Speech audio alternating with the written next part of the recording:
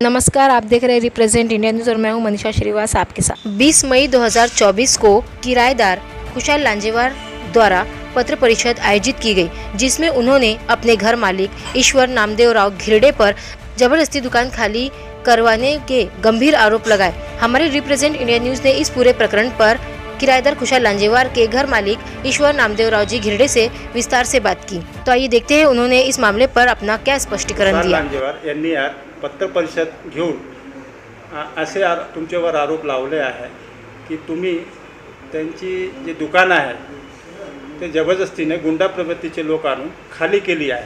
काय म्हणणार तुम्ही? ह्या चोराच्या उलट्या बोंबा म्हणता येईल याला, कारण मी पहिले माझा परिचय देतो। मी ईश्वर नामदेवराव धिरडे, घरमालक। खुशाल श्रीरामजी लांजेवार हा किरायदार म्हणून नोव्हेंबर 2020ला आम्ही त्याला किरायदार म्हणून ठेवलं। सायकल एजन्सी नावाने, लांजेवार सायकल एजन्सी नावाने त्यांनी दुकान उघडलं। या दुकानापासूनच 500 मीटर अंतरावर त्याचं एक जुनं दुकान आहे, याच नावाने दुकान आहे। परंतु 2020 साली माझ्या मुलाला फर्स्ट इयरला गेलेला आहे आणि त्याला काहीतरी जॉब पाहिजे, कुठला तरी काही व्यवसाय पाहिजे म्हणून तुम्ही मला द्यावा विनवण्या केल्या। माझ्या घरी हे जवळपास 12-13 वर्षापासून माझी ही जागा रिकामी होती आणि मला किरायाने द्यायचं नव्हतं, परंतु एक मराठी माणूस कुठेतरी वाढतो आहे आणि मराठी माणूस वाढला पाहिजे, व्यवसायामध्ये पुढे गेला पाहिजे म्हणून मी त्यांच्या त्या गोड बोलण्यामध्ये आलो आणि 2020 साली, नोव्हेंबर 2020 साली त्यांना किरायाने दुकान दिलं आणि 2003 वर्षाचा ॲग्रीमेंट केलेला होता। ॲग्रीमेंट संपण्याच्या पूर्वी मी त्यांना नोटीस पाठवली की माझं हे खाली करून द्या, कारण की त्यांनी 3 वर्षाकरता मला मागितलेलं होतं। परंतु त्यांनी मला सांगितलं की मी काही खाली करून देणार नाही, जर मला 25 लाख रुपये दिले तर मी एका झटक्यात खाली करून देईल। मी म्हटलं माझा किरायाच तेवढा नाही, मी जेव्हा 15,000 रुपये 16,000 रुपये किरायाने मी तुला जेव्हा दिलेलं आहे तेवढा मी किरायाच घेतला नाही, ते 25 लाख रुपये खाली करण्याचे कसे काय देऊ? तर तो म्हणाला मग तुला जे काही बनते ते करून टाक, मी खाली करणार नाही, कोर्टामध्ये जा। मी 10 वर्ष पाहून घेईल, 10 वर्ष असेच काढून घेईल कोर्टामध्ये, परंतु तुझं खाली करणार नाही। मग नंतर मी माझ्या अनेक मित्रांकडनं, चांगल्या परिचित अशा मित्रांकडनं, चांगल्या लोकांकडनं त्यांना समजवण्याचा प्रयत्न केला। ते लोक समजवायला गेलेत त्यांना, परंतु त्यांनी एकच सांगितलं की जर मला 25 लाख रुपये दिले तर मी लगेच खाली करतो। त्यांना सांगावं की नाहीतर मग मी खाली करणार नाही। परंतु मग मी नंतर त्यांच्याशी संपर्क साधला, म्हटलं 25 लाख रुपये भाऊ एवढे देऊ शकत नाही।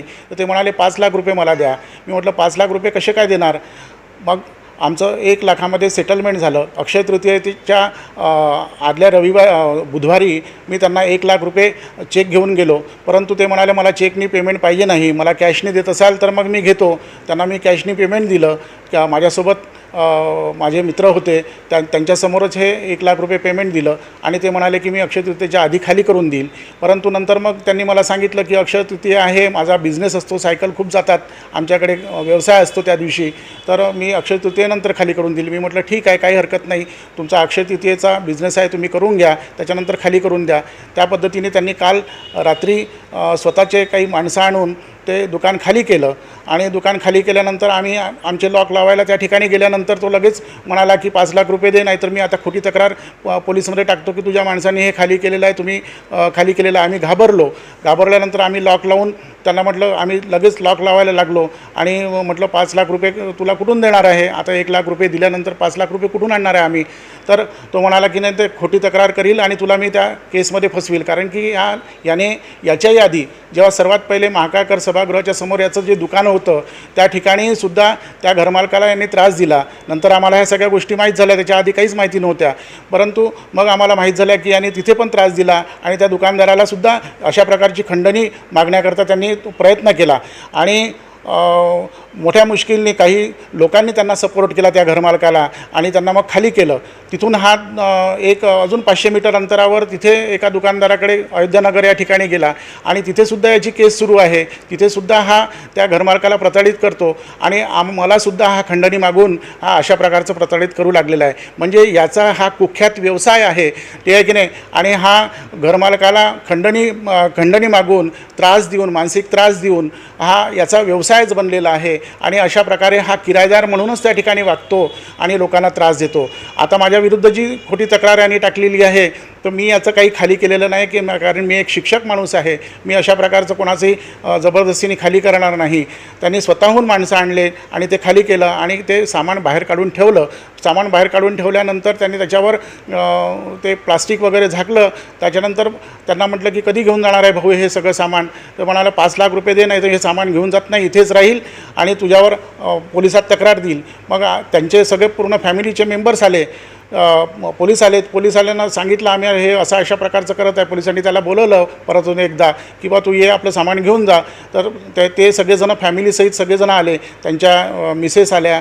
त्याच्यानंतर दोन्ही भाऊ आले, गोपाळ लांजेवार, श्रीरामजी लांजेवार आणि विनोद लांजेवार. त्यांचा मुलगा निखिल गोपाळ लांजेवार, वंश विनोद लांजेवार आणि अजून 2-3 जण त्यांच्यासोबत आले आणि शिवीगाळ करायला लागले. माझ्या मिसेसला अगदी घाणेरडी शिवी दिली जी मी या तुमच्यासमोर सांगू शकत नाही आणि त्यांचा हात पकडला आणि साली घाणेरडी आईची शिवी देऊन त्यांना विनयभंग करण्याचा प्रयत्न केला. आम्ही लगेच घाबरून पोलीस स्टेशनमध्ये गेलो आणि पोलीस स्टेशनमध्ये आम्ही तक्रार दिलेली आहे. हे आहे की नाही. अशा प्रकारचं जर समजा या पत्रकार परिषद घेऊन खोटे आरोप जर लावत असतील तर यांच्यावर मानहानीचा दावा मी करणार. कायदेशीर मी सल्ला घेणार आहे या बाबतीमध्ये आणि त्यांच्यावर मी कायदेशीर बाबी लक्षात घेऊन त्यांच्यावर मी मानहानीचा दावा ठोकणार आहे. कारण की याच्यामध्ये माझी बदनामी झालेली आहे. मी त्यांना एक मराठी माणूस समजून मी त्यांना एक किरायाने घर दिलं आणि त्यांच्या अशा प्रकारे या खंडणी बहादरला धडा शिकवावा. आणि मीसुद्धा प्रशासनाला विनंती करतो की यांना खऱ्या अर्थाने धडा शिकवावा जेणेकरून चौथा कोणी अजून घरमालक या ठिकाणी बळी पडू नये अशी माझी नम्र विनंती आहे. धन्यवाद. तुमच्या या चॅनलच्या माध्यमातून सर्वांनाही कळकळीची विनंती आहे की पोचावी आणि अशा प्रकारच्या लोकांना किरायाने देऊ नये जेणेकरून मानसिक त्रास खूप होतो. आम्हाला खूप मानसिक त्रास झालेला आहे ज्याचे आम्ही काही सांगू शकत नाही, शब्दामध्ये वर्णन करू शकत नाही. एवढा मानसिक त्रास आम्हाला झालेला आहे याच्याकडनं आणि वारंवार मानसिक त्रास देऊन आम्ही यांची तक्रारसुद्धा DCP साहेबांकडे केलेली आहे की हा खूप मानसिक त्रास देतो. ती तक्रारसुद्धा माझ्याकडे आहे. दिवाळीच्या वेळेला आम्ही ती DCP साहेबांना तक्रार दिली. त्यांनी मग ती पोलीस स्टेशनला पाठवली. त्याच्यावर मग त्यांनी आम्हाला कायदेशीर ते नोटीस दिली की बा तुम्ही हे कोर्टामध्येचं प्रकरण आहे हे की नाही. त्याच्यानंतर ह्या सगळ्या घडामोडी झाल्या. त्यांनी स्वतःहूनच खाली केलं आणि आज चोराच्या उलट्या बोंबा म्हणून तो आम्हाला प्रताडित करतो आहे, मानसिक त्रास देतो आहे आणि 25 लाख रुपये त्याचे उकळण्याचे म्हणून त्यांनी ते सगळे आरोप लावलेले आहे की माझे इतके पैसे आहेत, तितके पैसे आहेत, सायकली नेल्या चोरून. ठीक आहे की नाही. तर मला असं म्हणायचं आहे की पोलिसांनी ह्याची पूर्ण चौकशी करावी आणि सत्य काय ते लोकांच्या समोर येऊ द्यावं ही माझी नम्र विनंती आहे. आपले खूप खूप धन्यवाद की आपण या तुमच्या चॅनलच्या माध्यमातून हे सगळ्या गोष्टी माझ्यापर्यंत आणल्या आणि मी लोकांपर्यंत ते पोचवू शकलो. धन्यवाद. माझं नाव अनिता ईश्वर धिरडे. मी ईश्वर धिरडे यांची पत्नी. आमच्याकडे जेव्हा ही घटना घडली तेव्हा मी खाली यांच्यासोबत होती आणि आम्ही जेव्हा गेलो त्यानंतर यांचा पूर्ण परिवार तिथे होता आणि त्यानंतर आम्ही जेव्हा लॉक करत होतो ते तिथे त्यांचा मोठा मुलगा निखिल गोपाल लांजेवार आणि वंश विनोद लांजेवार हे दोघं, त्यानंतर मोठ्या मुलाने निखिल गोपाल लांजेवार यांनी मला खूप खराब शिवी दिली आणि हात मारून धक्काबुक्की केली. आणि हे इतके गुंड प्रवृत्तीचे लोक आहेत की त्यातले सगळे जण खूप घाण बोलत होते आणि त्यानंतर धक्काबुक्की केली आणि हे सगळेजण गुंडा प्रवृत्तीचे लोक आहेत.